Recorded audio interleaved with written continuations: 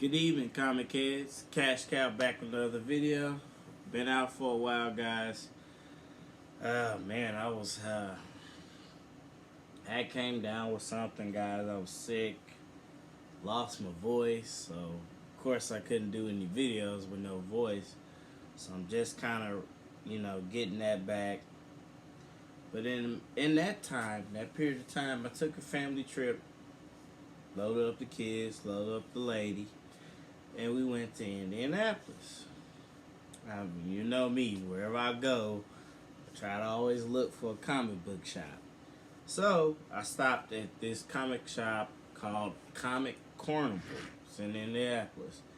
Anybody that's ever visited that, comment on this video, let me know about you guys' experience.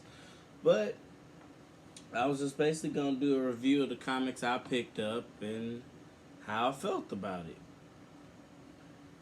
Let's get started. Alright, with the first one, guys. We got Tales of Suspense number 93. It's basically like a, Titanium Man experience. So I'm trying to get a lot of his comics and read more about him, because I got a feeling that he's going to eventually premiere in the Armor War movie. Or, maybe not. Yeah, I think it kind of changes stuff now, being the fact that they're pushing more towards Armor Wars being a movie than a TV show. So, if you guys go back and check my past videos, I got a few characters I think they could eventually preview. We'll see how that goes. But I'm starting to enjoy these Tales of Suspense comics, and I really like Titanium Man as a villain. I hope they actually give him a shot. So that's just Tales of Suspense number 93. Alright? Hopefully you guys see that. Alright? Let's keep going. Next one. Got the Astonishing Tales number 26. This happens to be the second appearance of Deathlock. And I think he is like one of those underground characters nobody's really talking about, and I feel like it's only a matter of time before he could be brought into the fold. I think as they move more towards the space part of the Marvel, or like the cybernetic in the future type thing, we probably might get more. Cable might have more of a story.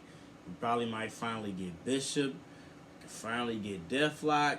And I actually like Deathlock's story. I have his first appearance.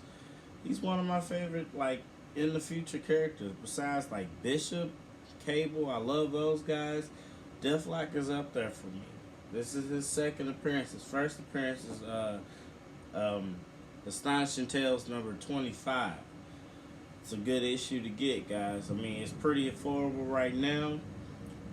It's kind of one of those issues that kind of will maintain its value, because people don't know if he could be brought to the front fold of everything what's going on. I see it as a possibility. But I like Deathlock, so I was like, hey, for $6, decent condition, let me grab that.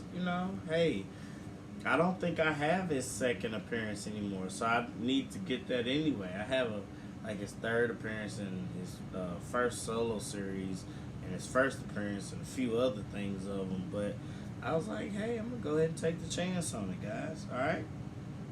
Let's keep it moving. Next one. We got the Amazing Spider-Man number 337. This is the first full team appearance of the Sinister Six. I guess you could say the second Sinister Six team, because the first appearance of the original Sinister Six team is Amazing Spider-Man Annual number 1. This is like a volume 2 of the Sinister Six that's different. So it's got Electro, Sandman, Vulture, Doc Ock, Mysterio, and Hobgoblin. Kind of changes certain characters. So with this one, Doc Ock, Vulture, Sandman, and Electro and Mysterio are the original ones. And then Hobgoblin was an original one of it. If I'm not mistaken, it may have been the Lizard may have been in the original ones, and then they replaced him with the Hobgoblin.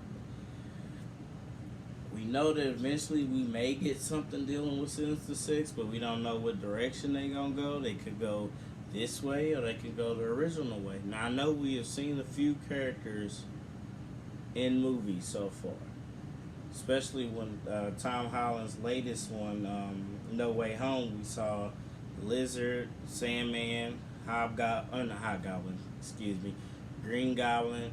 We saw Mysterio in the first movie.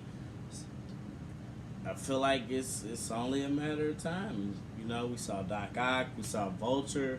No, Vulture was in the first one. Mysterio was in the second one. So we seen pretty much the whole team all appear in the big screen. So maybe we could be in store for a Sinister Six. I think they can do that with them finally starting to kind of explore like multi-dimension, or not dimension, excuse me, like different dimensions. We could see a Sinister Six. I'm hoping we do, because I would love to see Tom Holland Spider-Man fighting a Sinister Six. Whoa.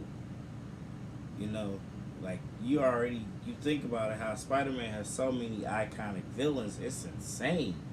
So I'll be on the lookout for that. But I definitely was like, oh, I want to snatch this up. I've been wanting that, guys. Snatched it up. $10. Hey, you can't beat that. Next, we got the Jungle Action number 17, which is the death of Eric Killmonger. Eric Killmonger, I can't lie to you guys. I knew about him before the movie, the first Black Panther, but once I seen how Michael B. Jordan portrayed him, it made me fall in love with Eric Killmonger even more. So I was like, oh man, I definitely might have to take a chance on this. So right now I'm in the process of trying to get my Killmonger keys, and I was kind of surprised by Black Panther 2. I mean, spoiler alert, if you didn't see the movie, don't listen to this part. I was kind of surprised that he appeared the way he appeared in Black Panther 2, and then that was it. I was like, oh man, you know, because if you read the comics, he actually gets resurrected, and he actually ended up becoming a hero. It's kind of crazy. Everybody that, for the most part, besides like Claw or somebody, everybody that Black Panther had problems with, they end up becoming pretty much him. From M'Baku to Killmonger, like, the mantle of being Black Panther is that legendary that even the villains can't pass it up. So I was like, hey, death of Eric Killmonger, I'll snatch that, no problem. Next, and this is one I've been wanting for a while because I was getting this group together. You got the King Size Annual Daredevil number 1. This is the first team appearance of the, what is that group called? Because you got, the Emissaries of Evil. You got Gladiator, Matador, Stiltman, Electro, and Frogman. And I'm actually going to do a video about them soon, because I feel like it could be an underground speculation. Like, we know so far we've gotten Electro in the movies, and we got Frogman, or not Frogman. Frogman was Leapfrog's son. So excuse me on that, guys. Leapfrog is the original member. Frogman is his son. That you guys, if you've seen She-Hulk, then you know Frogman is in there.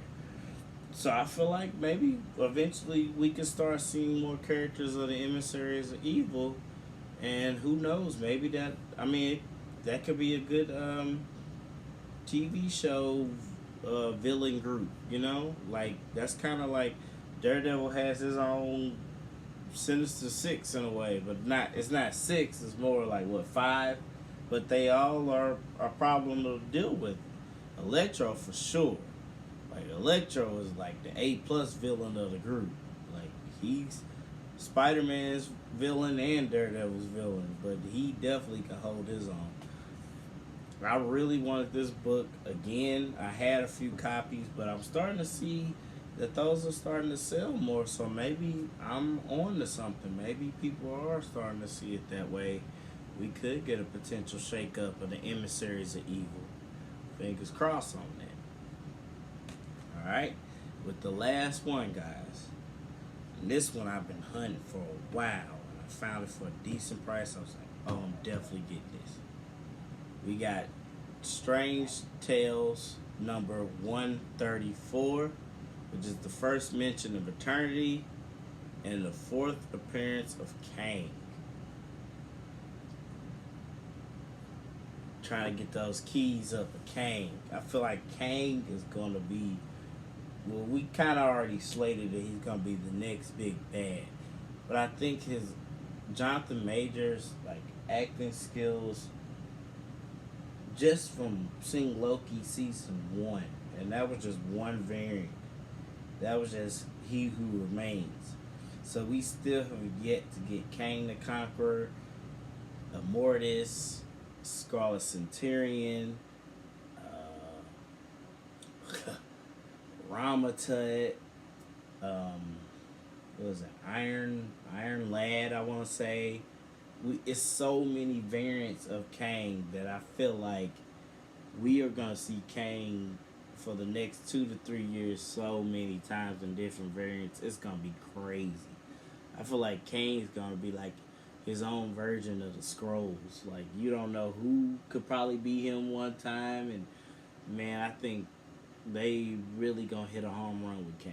And I'm really stoked and actually waiting to see that Ant-Man Quantumanium. I feel like that is gonna be badass, and I feel like that variant version probably will be Kang the Conqueror, and then you may have one or two other ones that's different, and you may have a Mortis or something like that too.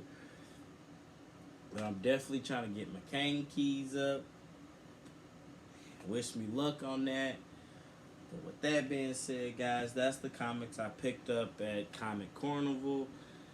The store is not bad. Very spacious. Had a good selection of comics. I should have took a little bit more money with me because I saw some other stuff. I was like, you know.